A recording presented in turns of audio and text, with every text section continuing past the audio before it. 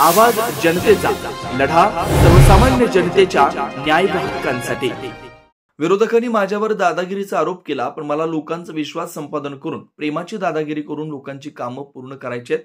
गाडीच्या काचा खाली करत नसल्याचा देखील आरोप झाला, पण जिथं गरज तिथं मीच खाली असतो हे देखील त्यांनी समजून घ्यावं असा टोला माजी नगराध्यक्ष सत्यजित कदम यांनी विरोधकांना लगावला। आज शनिवारी सकाळी बागायत पीक सोसायटी आवारात भाजपच्या प्रचार मेळाव्याचा शुभारंभ पार पडला। प्रसंगी कदम बोलत होते। सभेच्या अध्यक्षस्थानी सोपान मुसमाडे होते।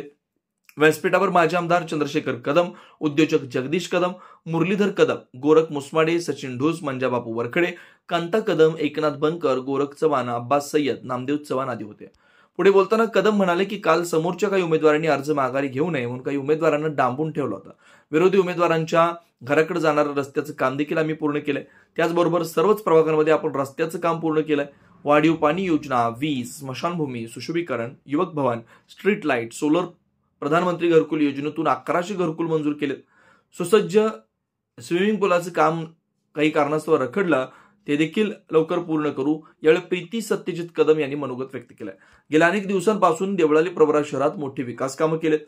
यापुढे देखील विकास कामांचा धडाका सुरू ठेवायचा असेल तर सत्यजित आणि त्यांच्या सहकाऱ्यांच्या बाजूने उभं राहा असं आवाहन माजी आमदार चंद्रशेखर कदम यांनी केलं। सूत्रसंचालन राजेंद्र चव्हाण, प्रास्ताविक प्रकाश संसार यांनी केलं। यांनी अमोल कदम यांनी आभार मानलेत। यावेळी सर्व उमेदवारांसह मतदार कार्यकर्ते उपस्थित होते।